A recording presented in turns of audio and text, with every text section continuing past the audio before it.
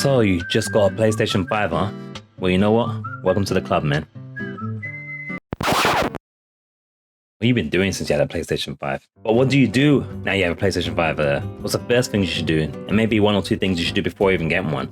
Well, I have 10 things to do once you have a PlayStation 5 console. All quick and easy. He agrees. Let's do it. Okay, so one of the first things you want to do is to make sure you have a PlayStation Plus active before you even start the machine up. PlayStation Plus has features such as backup for your saves and your data, and because it's going to be a transfer process, but more to the reason than that as well, is you also get the PlayStation Plus collection, which gives you roughly about 20 or so games to get you started on your PlayStation 5. Now, unfortunately, none of the games are PlayStation 5 games, but still, free games is free games. So have it beforehand, make sure you have it before you even turn the console on, so that the setup process is nice and smooth and allows you to just transfer data and do all the things that you want to and need to do before you even get started. If you have the PlayStation VR or the PlayStation 4 and you want to use it on your PlayStation 5 console, then you're going to need the camera adapter. Now it's currently free at time of recording, it's the 13th of December even 2021. This is free. You just put your serial number in for your PlayStation VR unit and they'll send it to you. Now, because it can take a few days to a few weeks to come, you want to do this before you even have your PlayStation console. You might as well do it, it's free. You don't even need a PlayStation 5 console to do it. Just have the PlayStation VR, send in for it, and then when you do have a PlayStation 5 console, you'll be ready to go. Easy. Now, even though you get to set your power settings at the beginning of the startup process for your new PlayStation 5 console, there is a setting that might not be set the way you think it is. At least that was the case for me, and it messed up my whole download process while the mode was active. Go into your settings, you want to go down to System, and you want to go to Power Saving. Now what we're talking about is the rest mode feature. The rest mode feature allows you to put PlayStation console into a lower consumption power mode. I find it's useful for things like downloading stuff in the background. It makes the download process quicker, or just kind of like you don't want to switch it off right away, but you want to have it there ready. Maybe it's doing some stuff, updating a game or something. The key thing is that even though you can set the settings at the start, this setting might not be set. So when you're in this setting here, power saving, you want to go into features available in rest mode. And what you want to do is you want to make sure that it is connected to the internet as on. Because what I did, even though I thought I had the setting at the start, was to sell it to what I thought was that setup, and then I found that nothing had downloaded because the network was shut off. None of the games were downloaded. Left it on 3 hours overnight, was devastated. Don't be that guy. Go into your settings, make sure stay connected to the internet is on, and don't get a dirty surprise like I did. Now I know it's unlikely because it's such an original and unique thing to be doing and to be in the position of. Happen to be a person that's going to be streaming, or you are already a streamer and you don't have a pass-through feature on your capture device. This is going to be important. It's the same as PlayStation 4. Basically, you go into settings, you go into system, then you're going to want to go into HDMI, and you go into HDCP, and you want to turn this off. Important thing to note, when you turn this off, things like even YouTube will not work. You'll need to turn it back on again on your PlayStation 5 console for it to be allowing you to watch any media, including even YouTube. But if you're going to capture with a device that does not have pass-through, this needs to be turned off. Do it, or get a capture device that has pass-through. Our next tip is all about making sure you have the PlayStation 5 version of your games.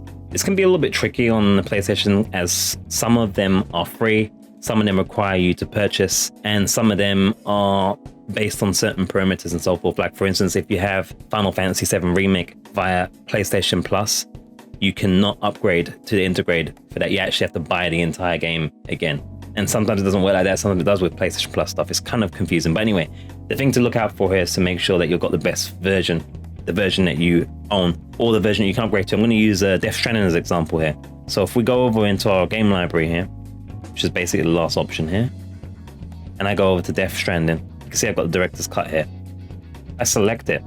What will happen is that when you're doing a transfer process from PlayStation 4, if you have that console, it will have a tendency to download the PlayStation 4 version and will install that on your device, either the main storage, or if you have external storage like me, it will go into external storage instead of your main SSD fast main PlayStation 5 storage. What you want to do when you go into a game through this menu is to go to the three dots here, and then you want to go to either view product or select version.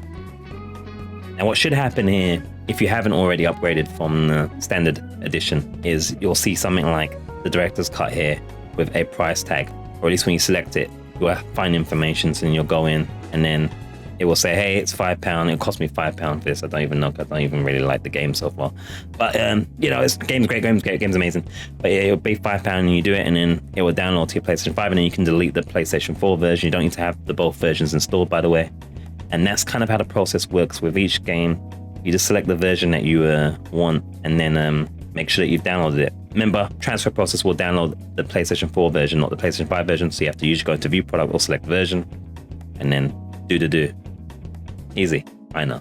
But tip number 6 is all about making sure you play Astro's Playroom. This game is pre-installed on your PlayStation 5. Of course, you can uninstall it once you're done with it if you need that vital space. It doesn't give you a lot of space, to be honest with you. But this game is a fantastic showcase of what your DualSense controller can do. It is amazing, it's free, it's a very good solid platform where it goes through a whole bunch of the history of PlayStation, from PlayStation 2, devices, accessories, all sorts of stuff. It's awesome. Definitely check it out. I've even got sound coming through it. Play it. Check out what your controller can really do. Gosh, it feels so good. Okay, next tip is all about the control center. You'll probably have a tutorial for this when you start your PlayStation up anyway, and you'll press this button, but basically your PlayStation button has been upgraded with a control center. Whether you're in-game on a dashboard, when you press it, you'll see a whole bunch of things pop up. In this case, right now, you're seeing Returnal, achievements, a whole bunch of things going on. Videos, clips, stories from your games. Now, you can change what actually shows here when you press the button. I'm going to just quickly show you a few things you can do. As I press the PlayStation button, I've moved around here. If I press the button again, I come out of the menu, obviously. I can also press the start button while in here, going down, and change what is visible and what's not. So in my case, I removed broadcast, accessibility, network, and so forth, because, you know, I don't need those things. Music's been removed from the list as well, because that also is affected by HDCP, and I don't have pass-through. I need to turn it off, so it has to come off. But you can change the order of things in terms of priority, remove stuff by pushing it down. Basically, it's hidden in that case, and it's pretty handy. So be mindful that you can customize and prioritize what's shown and what's not. Get acquainted with it, because it's going to be important.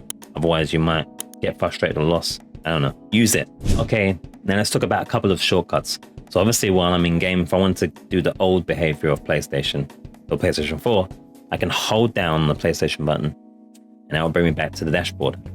But still press the tab, and that gives us the cards, different tiles, different information, and so forth. I'm going to switch around, go back into the game, or switch games, and so forth. We can also close the game by this method by going back, hitting the start button on the actual tile, or going into the control center, and then going on to switcher here, pressing the start button, and go and close game. Now, a few other things that you can do. When you're in the dashboard, if you press the triangle button, that will take you to the buttons on the far right, which has the search settings in your profile, just like so. If you want to search with, I would say with ease, I recommend using the new mic that is on the DualSense controller.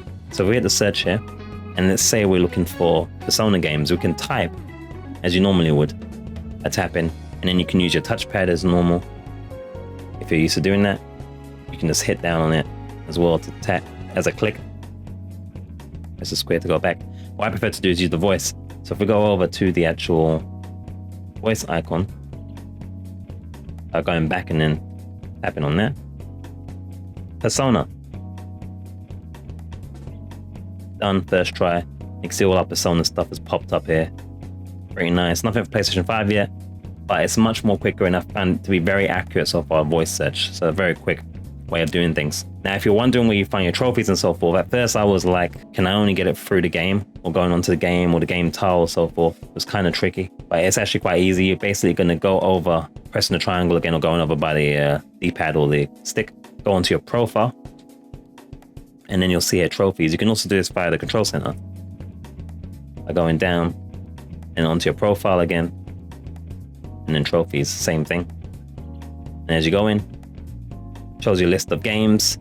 Now, I don't remember this being in PlayStation 4, maybe it is or not, but also when you go into the games now, you don't have to, I used to have to count this sometimes, or go onto the Google, but you can actually go into the games and it will show you how much possible achievements there are. So in this case, you can see Terminator Resistance Enhanced, there's 28 achievements on the core game, in the top right middle there, just near the gold trophy. And if you go over to the Annihilation Line DLC that's just dropped, there are 9 achievements possible from that. It's pretty spiffy, I'd say. Should I use that word, spiffy? Anyway, circle obviously takes you back, circle button, and it can take you back in menus as well. There's some shortcuts here, so obviously if I press circle, it takes me back to the top. As we're going down in the menus here, if we actually hold the PlayStation button, it takes us right back to the top of the core menu, which is handy. And as ever, when you're on tiles, you can typically press the start button for other options, like managing content, which is a DLC. Find a game that's got DLC here, like Sherlock Holmes has DLC, manage game content. So you can delete your DLCs. I don't know why you want to do such a thing, but you see how much space they're taking up. You can move the PlayStation 5 game to PlayStation external storage. I'll show you here real quickly, since I've got an external drive. Now, don't worry, it says it's not connected for a few seconds, and then it goes, oh, I messed up. And it's going to pop up here. And you can see here, I can move it to my external drive. My external drive is just a basic, normal USB HDD. You can also buy a separate SSD input on the front, but that's beyond the scope of these tips. But bear that in mind, it will cost something like £200 for a compatible one if you want an extra SSD storage that's recognized by PlayStation as a fast storage. It has to be an M2 SSD, certain speed, beyond the scope of the thing. But yeah, a couple of the shortcuts and things that you can find. Pretty handy, I'd say. Okay, so this is probably a simple one, but nonetheless, I think it's worth adding. When you go to your game library over here, if you've ever messed with things like PlayStation Plus, which I'm sure you have, or even PlayStation Now, which you may have done, you'll notice that when you go to your collection, and even when you go into your console storage, actually, I think it will even show that, but in your collection specifically, you'll notice that it will show everything, including PlayStation Plus and PlayStation Now. So that's PlayStation Now there, PlayStation Now symbol top right, you can see. PlayStation Plus there on the Street Fighter, or not Street Fighter, Virtua Fighter 5 even. And a whole bunch of stuff. This is everything. But say I just want to see only the things I actually own. Maybe I haven't got PlayStation Plus right now, or so forth. So if you go over to the left here, to the burger icon, it says sort and filter. And you select that. Then you go over to source. Then you just pick PlayStation Store, or Plus, or Now, whatever you want. I don't know what other covers. Now, you'll only see the items that you actually own. So that can be handy. There you go, that's how you do that, nice and easy. Alright guys, you've made it all the way to tip number 10, my final tip. And it's a pretty good one, I'd say. So we're gonna hit the triangle button, or just move over with the D-pad or the stick. Go over to our settings, and we're gonna go all the way down until we hit save data and game app settings. And what I specifically want, like, there's a whole bunch of cool settings in it you want to look at and set things how you want to set them.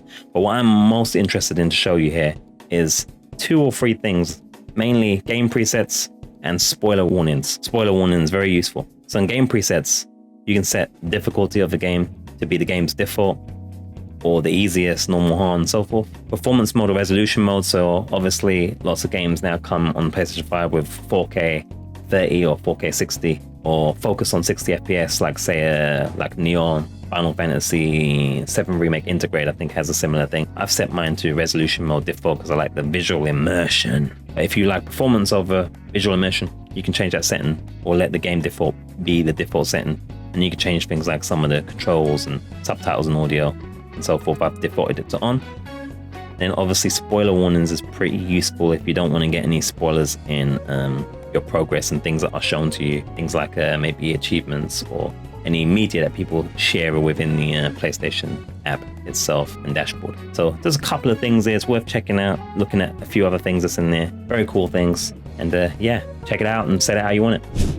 Oh man, I am so excited for you guys. So I mean, if you have just got your PlayStation 5, man, I'm excited for you, I'm pumped. Let me know what games you're enjoying right now, how you finding the dashboard, were these tips useful? Is there any tips I've missed, any tips you want to share them in the comments. Share your excitement, share your hype. It's always awesome when you get new gaming tech, new hardware. I'm so pumped for you guys that managed to get a PlayStation 5, or whatever console you got, or whatever piece of equipment you got this holiday. Give thanks for anything we can get right now in these times. We need some joy and stuff. So thank you guys so much for watching. There's a whole bunch of things on the screen right now you should probably check out that's related to this very video you're watching. Thank you so much, man. Enjoy your new purchase.